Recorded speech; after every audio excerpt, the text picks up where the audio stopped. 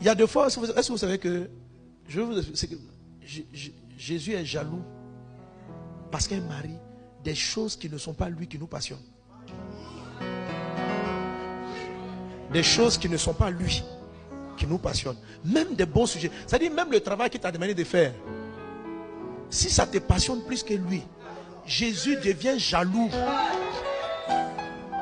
Est-ce que vous savez que quelquefois Jésus est jaloux de la manière dont tu es attaché même à l'église?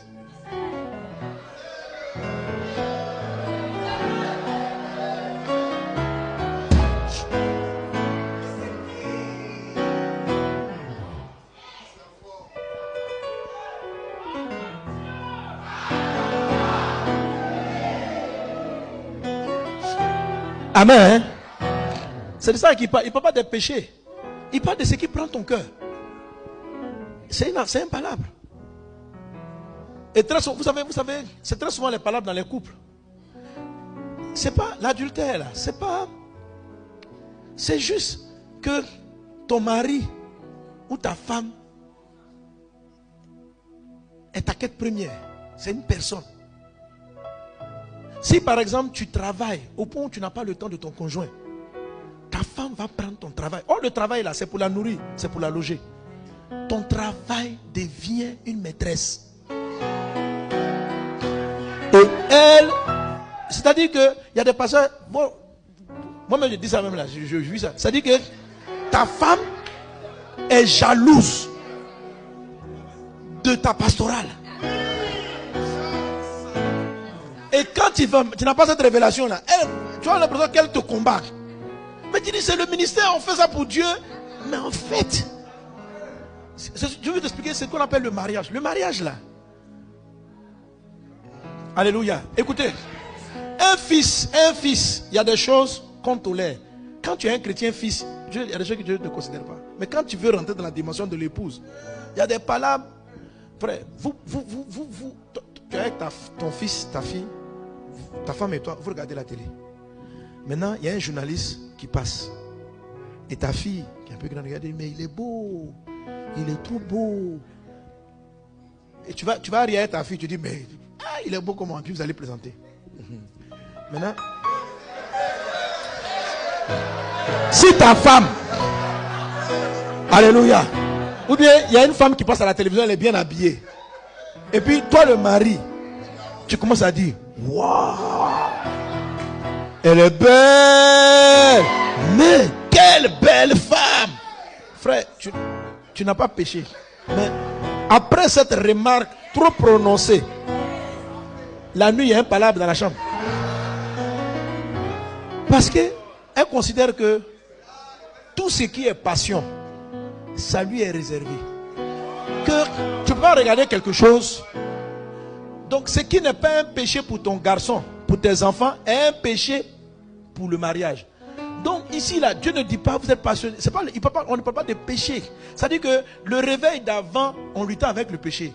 Le réveil de l'épouse, c'est pas le péché, c'est qu'est-ce qui nous passionne par rapport à Christ. C'est tout. Alléluia. Amen. Donc, si je dis quelque chose, pour bâtir l'église inébranlable, pasteur, il ne faut pas être passionné du ministère.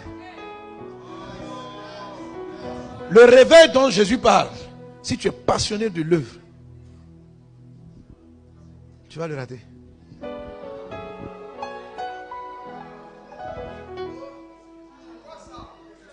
C'est-à-dire que tellement l'œuvre te prend, quand tu passes du temps en prière, tu ne pries que pour l'œuvre. Tu ne penses qu'à l'œuvre. Et Dieu avec toi. Vous ne parlez pas de votre amour. C'est-à-dire, vous ne parlez pas de votre amour. Vous parlez. C'est-à-dire que c'est comme si ta femme est là.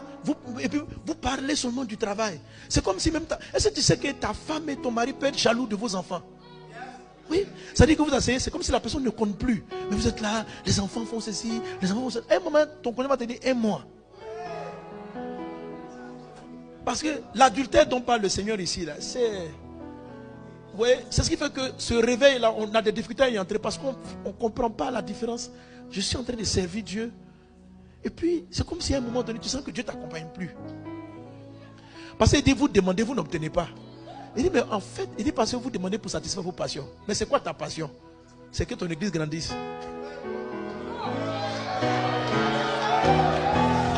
Donc, depuis là, tu n'obtiens pas la croissance. Parce que ça prend trop ta tête.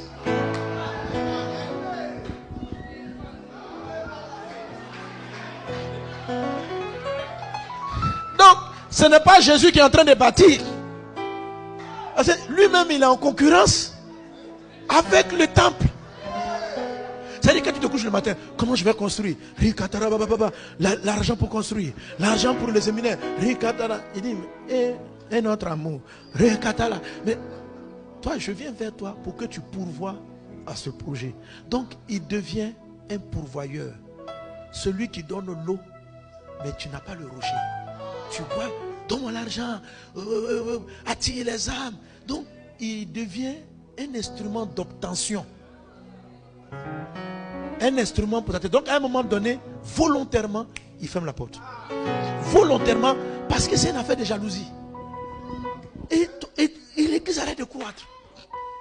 Et tu n'as pas la révélation de la sagesse pour résoudre les problèmes. Et l'ennemi commence à prévaloir. Il dit c'est pourquoi il y a des querelles parmi vous. Mais il y a des querelles. Lisez Jacques 4, 3 est très fort. Ce passage-là, il n'est pas dans les péchés d'impudicité. Non. C'est juste ce qui passionne. Et puis il dit quand ça te passionne, il dit adultère. Tu dis mais j'ai trompé quelle femme?